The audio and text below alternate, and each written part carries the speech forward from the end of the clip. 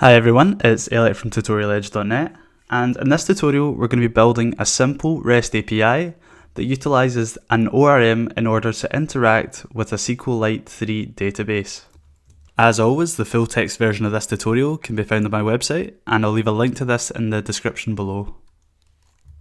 So why are we even using ORMs? What are they? Well, ORMs, or Object Relationship Managers, are essentially brokers between us, the developers, and our underlying database technology. They allow us to essentially work with objects, much as we normally would, and then save these objects without having to craft complex SQL statements. In essence, they effectively reduce the complexity of our codebase in scenarios where we don't wish to work with SQL but need a database. So let's jump into our favourite editor and start programming. In this tutorial, I'm going to be working within two files, the main.go file and the user.go file, and this should hopefully give you some indication as to how you can break up this application into multiple files. Coming into our main.go file, let's do the following. So package main, and then let's define our list of imports. So within this file, we're going to need the FMT package, the log package, net/http, and the gorilla mux. github.com/gorillamux, like so. Next, we want to define our handle requests function that will route any incoming requests to our API to the respective function that will be handling them. Func handle requests, like so. And within this, we want to define a new router. So my router equals mux.newRouter /true. And next we want to define a simple hello world endpoint just so we know everything's working, and we can build on this incrementally. So my router dot handle func, and just the root path hello world, and this is going to be called through the get method. Finally, we want to do log.fatal, http, listen, and serve. And we want to specify the port that this is running on, so port 8081, and pass in the router that we've just created. Finally, we want to define our main entry point for our program. So func main fmt.println go ORM tutorial, and we want to kick off our handle request function. And just before I forget, we want to define this hello world function here.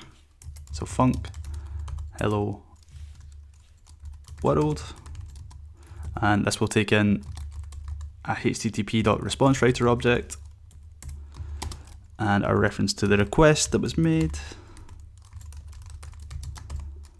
And within this, we want to do fmt.fprintf hello world.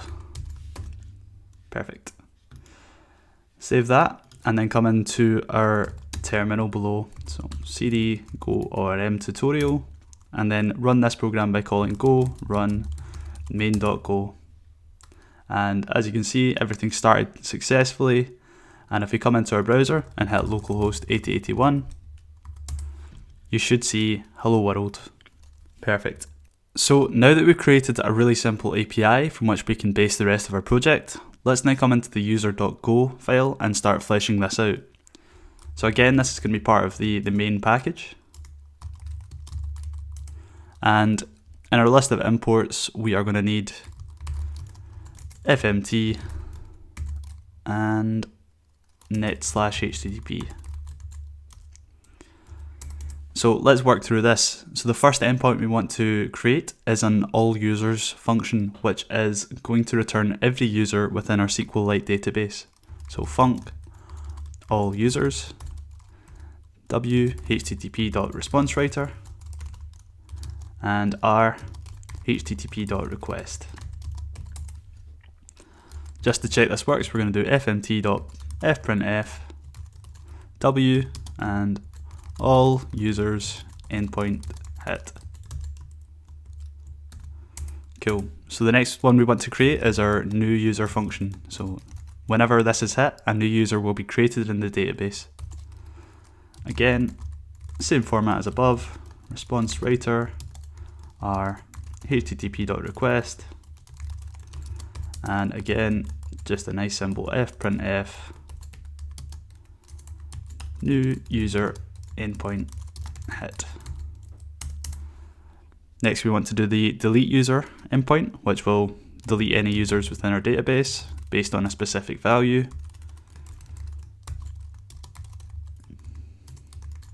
Response writer, our http.request, and again another fprintf, delete user endpoint hit.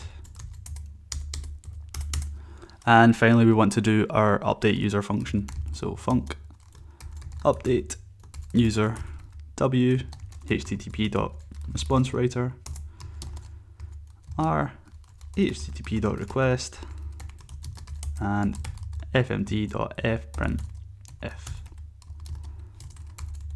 update user endpoint hit.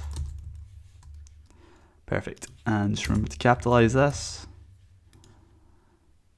and fix that one spelling mistake, and then come back into our main.go file. So now that we've created these methods or functions, we want to match them against particular paths and HTTP verbs. So within our handle request function, we want to do the following: myrouter.handlefunc,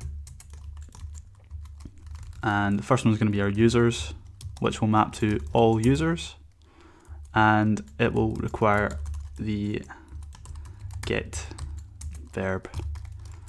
Next we want to do myrouter.handlefunc, and this will be our new user function or endpoint. So user, and this is going to take in a name as a path parameter and an email, and you'll access this through the post verb like so. Specifying new user just after the path. Next we want to do myrouter.handlefunc again, and we want to create our delete user endpoint. So user, and we're going to delete these users based on the name value, just to keep it nice and simple. Delete user, and this will be the delete HTTP verb like so. And finally myrouter.handlefunc, we're going to define our update endpoint. So user, and it's going to update the user that matches a given name and change the email address. And the method for this is going to be put. Perfect. So let's try run this by calling go run star.go, and as you can see, everything's running successfully.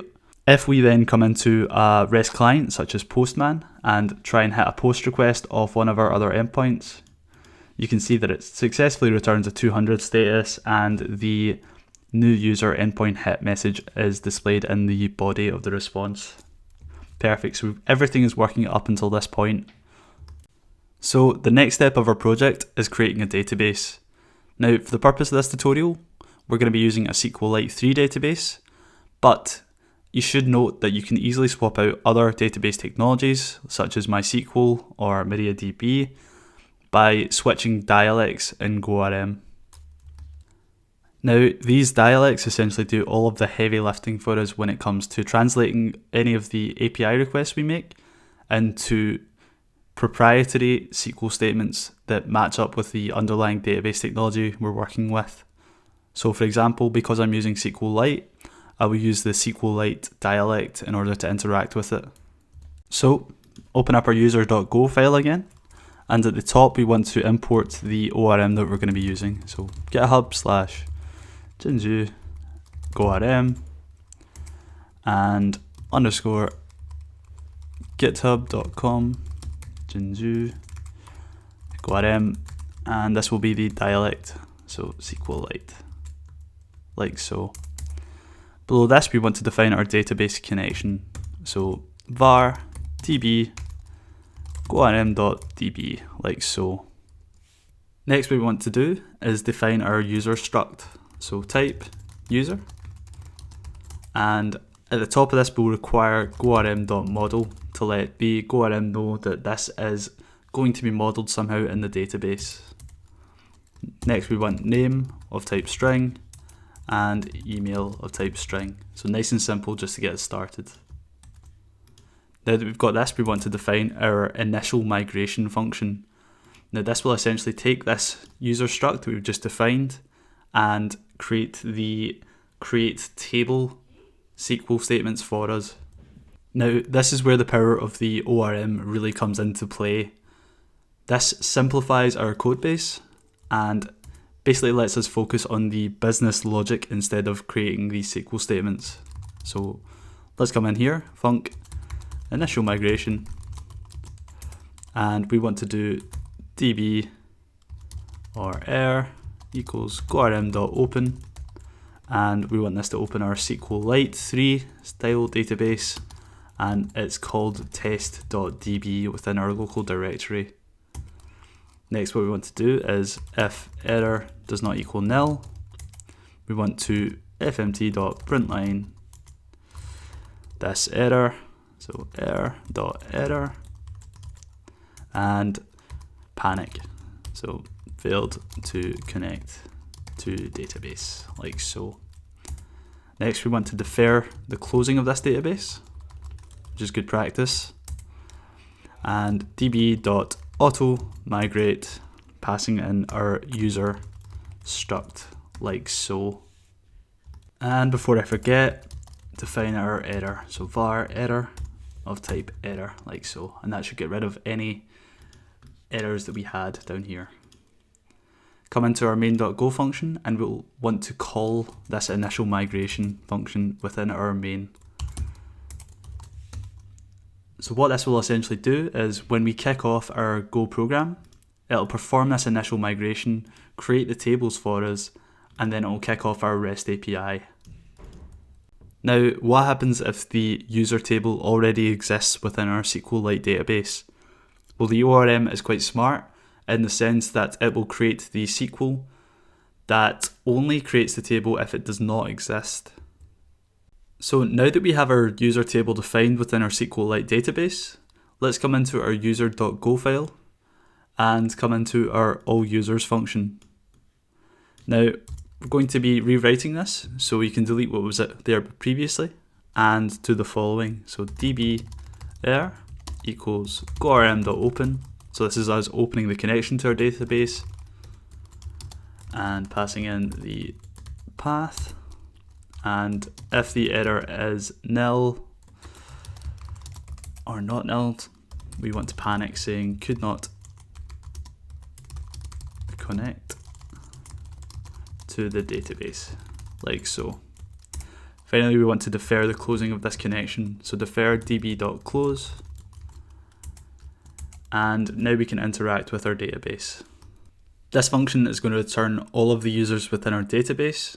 So to get us started, we want to define a temporary storage location, var users of type array user, and we want to do db.find and all users, like so.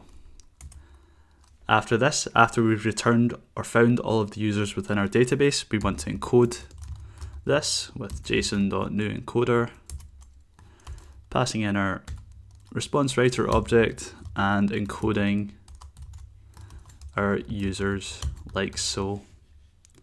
Now if we try and run this by calling go run star.go and coming into our REST client of choice and hitting the /users get endpoint, you should see that it returns any of the users within our database. Now I've already populated this with a dummy example just to show you that this works. Let's carry on and define the remaining 3 functions. So in our new user function, we want to do the following. So again, db err equals ORM.open, SQLite3 and testdb, and I'm just going to copy and paste the error handling and the defer from above. Now within this, we're essentially going to want to capture the path parameters of the request made to our API. Once we have these name and email path parameters, we can define a new user and call the dbCreate method in order to populate this new user into our database. So vars equals mux.vars, taking in our request object, and the name will equal vars name, like so, and we want to use double quotes, and our email will equal vars email. Now that we've got this, we want to do db.create at user, and the name is going to equal name and the email is going to equal email, like so. Finally, once we've done this, we want to return fmt.f printf w and new user successfully created. Now, ideally, you should be returning a JSON response that informs you that the response is correct and possibly returning the user object as JSON form. But for now, we're going to keep it nice and simple. Close the currently running server and try restarting. And when we open our REST client and we hit user test, and we'll call it Elliot, and my email at email.com, and whenever we hit this as a post request, you should see new user successfully created. Now, just to verify that this user has been put into our table, we can again call our /users endpoint, and you should see that Elliot and my email at email.com has been added. Now let's try to tackle our delete user endpoint. So we want to do the following: copy and paste this DB connection and deferred closing, and then we want to do the following. So vars equals mux.vars, and we want to parse the name from our path parameters. So vars and name, like so, and we want to find the user that has the exact name. So var user and db.where name equals question mark, passing in our name, dot find, and then we want to pass in our user, like so. So what this does is it creates a SQL statement that tries to find any user with the exact name in our path parameter and populates it into our user object here. Now that we have this user object, we simply have to call db.delete at user. And then again, we're going to just do a nice simple fmt.fprintf and user successfully deleted. Restart just to check if this works, and create a delete request for user of type Elliot and send, and this returns status 200, user successfully deleted. When we again hit the all users endpoint, you should see that it's gone back down to just the one user. And finally, if we want to update the email addresses of any of our users, we can come into our update user endpoint, copy and paste the previous connection code, and do the following. So We want to again find the same user that matches the name. So probably steal this as well. And then we want to call user.email equals email. So just to add this here, email equals vars email. So this again parses the path parameter for our email and stores it in email. We then, once we have found the user within the database with the same name, we then update the email address of that user to equal the new email address passed in the path parameter. And then to make these changes permanent, we call db.save and user. And then again, fmt.f, printf, response writer object, and successfully updated user.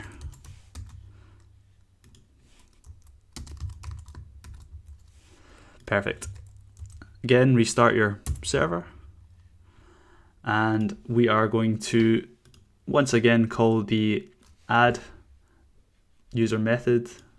And then we're going to want to update this verb to the put verb, like so, and then change the email address to new@email.com, like so. Now when we hit this, you should see that it returns successfully updated user with a status 200. And again, let's check this works by hitting our all users endpoint. And you should see for our object Elliot within the database, the email is now set to new@email.com. Now that's all for this tutorial. In this tutorial, we've been able to define a fully functioning CRUD-based API that interacts with a database. Now, hopefully you found this tutorial useful and it showed you the full advantage of working with an ORM when it comes to database interaction. If you found this tutorial useful or require further help, please don't hesitate to let me know in the comment section below, and leave a like and subscribe to my channel for more programming tutorials. Cheers.